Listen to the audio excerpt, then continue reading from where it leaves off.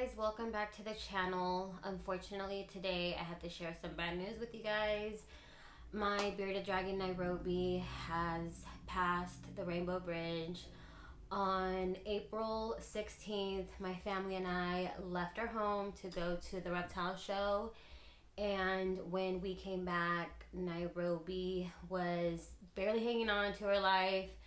Her enclosure was left open by somebody in my household, doesn't matter who, but she managed to get out because she's a little escape artist. And my dog Karma got to her. She wasn't bleeding or anything like that when I found her. She had definitely gone through lots of trauma. Her beard was black. Like I said, she was like barely hanging on for life. I rushed her to the emergency room, which is an hour away because my local one was a 5-hour wait. So about 10 minutes before we got to the hospital, the vet, I could tell she had passed. I was comforting her the last moments of her life. She was fighting. She fought as much as she could, but unfortunately, I think there was just too much trauma and stress that happened. I'm not sure when she got out. We were gone for about 3 hours, and like I said, once we got back, she was actually on the couch. I think my dog Karma put her there, and there must have been some internal damage that wasn't visible to us. The vet at the Stockton location looked at Nairobi for about maybe 5 minutes and confirmed that she was in fact dead. It was very devastating. I waited this long to tell you guys because I wanted to do this video without crying. This video is meant to kind of tell you what happened, and also honor her life, because Nairobi and I had a very special bond. She was one of my first reptiles that I ever purchased, and the reason why I got into this reptile hobby, one of the reptiles of why I got into this reptile hobby and why I fell in love with bearded dragons in general.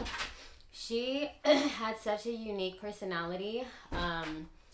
Like, I swear she just had like this mannerism, like she was just Queen Nairobi. Like, she always held her head very high, and sometimes would have an attitude, but for the most part she loved to cuddle. Like I said, she was one of my first reptiles, so I was able to build a very strong bond with her because I would handle her a lot.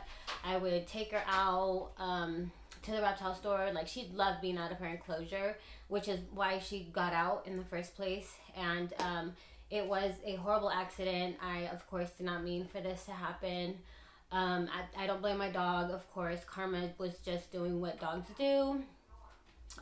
My dogs are very good about my bearded dragons, like when I'm holding them, and like, they don't try to attack or anything like that. But I always knew, I would never leave my dogs in the house while any reptile is free roaming, because it's just a dog's instinct to like want to chase like squirrels, or like anything small like that that's moving. So of course I don't blame Karma. At the time there was a lot of guilt, a lot of like, what could I have done differently, to prevent this? I did blame myself for a while because I didn't check my reptile room before I left like I usually do. But now since it's been, over a month now, I kind of see it in a different light. I'm grateful for the time that I had with Nairobi. She was just, I don't even know how to explain it, but she was just one of a kind. I know people probably say that about their bearded dragons, but she was just one of a kind. Our bond was just very unique.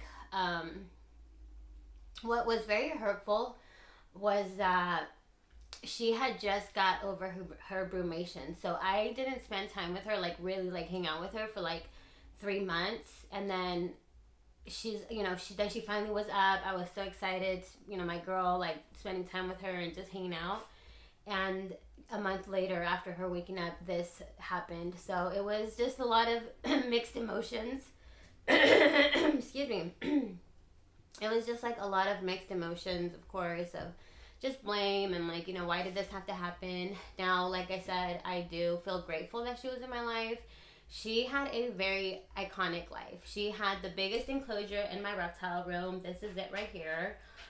This is 5 feet by, I think it's like 24 30 inches deep, and like 36 or 40 inches tall. So she has a loft. Like, she had a loft. She had like a really nice setup.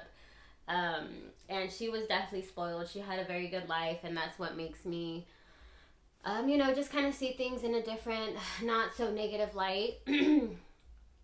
Also, this was a reminder that we can't take anything for granted, and nothing is like ever promised, or like you just never know what could happen with the beings that you love, whether it be human or pet. I know a lot of you, if you've lost a pet, it's very hurtful. Like, it takes, I'm like, kind of laughing, and it's like a lot of a lighter mood now, but it was very devastating. Like, I was going through it the first week. Like, it was just like, in denial. I would come in here and still kind of like, look, like, just out of habit, look in her enclosure, like looking for her.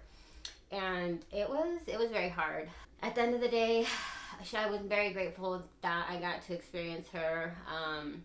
And I did. So let me finish the story. I kind of went off and told you my feelings. I meant to do that after the story, but so after they confirmed that she had indeed passed, the whole ride there, I did take a little bit of video, but I don't think I'm gonna post that, just because this video again is just like meant to celebrate her life. But I did comfort her. That's one of the things that kind of did help me process this whole thing, because is the fact that she was still alive, and she knows that I did what I could and comforted her in her last moments of life, and we had that last moment together before she left this earth. And I swear, I thought I wasn't gonna cry in this video. It makes me happy that I was able to comfort her in her last moments of life. And so we left that we left that vet that was an hour away, and then I came home. I told my family, of course, what happened, and so like the vet that I went to, there's one in Stockton and there's one here in Folsom, which is closer to me. That the one in Folsom is like 30 minutes as opposed to like an hour. So they did cremation services at both locations. I did go to the one in Folsom. Like, I got home, we were gonna bury her in the backyard, but I was like, no, like, that's not right. I need, she needs to be cremated. It just felt right for that process to happen instead of having a little funeral in my backyard. So that's what we decided. My whole family and I ended up going to that location in Folsom and taking Nairobi in. They double checked that, that she was actually gone. They thought they heard something in her belly that kind of made them believe like maybe she was still alive, but in my heart and deep down, I knew that she was gone, because I could just tell. I don't know how to explain it, but I know she was alive the whole way up to the whole way to the vet, up until 10 minutes before we got there, because I could just see like she was just alive, and then then I checked on her again, and I can just tell like her soul had left her body. Like, she was just like lifeless. I don't really know how else to explain it, but she was just, I could just tell she was gone. So the vet said that, and my family, my kids were all excited. So, and I kind of would, I didn't want to be like the negative Nancy. And I was like, okay, like, if there's a chance, like, absolutely do what you have to do. They put her on some oxygen, just kept her overnight in a heating pad just to see if, maybe there was, like, by some miracle, life, and she would come back or something. But the next day they did confirm that she had in fact passed, which again, I kind of already knew because of just spending her last moments with her. But they did cremate her. It never crossed my mind that I would lose my animals in that way. I know eventually I am going to lose them just because of age, but I never thought something like this would happen. So it's just a lie, it's just a reminder. And I did get Nairobi cremated. She's on my desk right here for now. They did this little paw thing on the wood. I love this so much. It's so special. Her cute little paws, like, this is just so cute and special to me. And then she is in this little box. The company that did this service is called Pet Aquamation, and it's eco-friendly. Very just professional, very like, you know, it's a really nice box, and the best that I could get for Nairobi I got. And you know, it's very unfortunate that she's no longer here with us. This reptile room is just not the same without her, but she is back here with us now, even though she's not like in her body. Yeah, I wanted to let you guys know what was going on. I love this community that I have here on YouTube. You guys are so amazing. I think I think you guys are so supportive. I know you guys love my animals, just like I love them, and you guys get attached to them. I can relate to that. There's like other animals on the internet that I just like to follow and like love just seeing their life. So you guys deserve to know. I probably won't post this on any other social media just because on other social medias there isn't like the connection that I have with you guys. I don't know how to explain it, but like, and then people on other social medias like don't really know all of my animals, I think specifically like you guys do. So if anything, I might do like a little memoir and like slides of pictures and stuff. But that's the update. I'm sorry this video isn't, a really great video. It's a sad video, but we are celebrating Nairobi's life, and at the end of the day, I am grateful that she was a part of my life and I was a part of her life. And yeah, that's it, guys. Her enclosure is still here. I still have the lights on, but I will probably just turn those off at some point. And I don't know what I'm gonna do with the enclosure. I am gonna keep it, but I don't plan on getting a bearded dragon anytime soon. Another one, but I don't know. I'm gonna keep her enclosure, and somebody will get to live in it at some point. I know that's probably what she wanted. She was a wild gal. She was wild, so.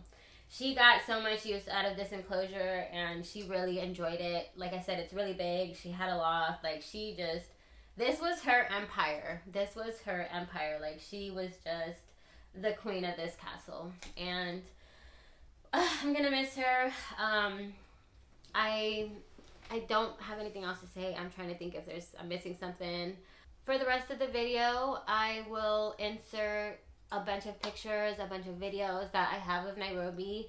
That's one thing that I am happy about, is that I have so much footage, so much memories, on my phone and on my computer of Nairobi. And I look back at those pictures, and it's just crazy how far we've come, and like how our bond has changed and how big she got. So yeah, I hope you guys enjoy those, and I will see you guys on the next video. Peace. Rest in peace, Nairobi.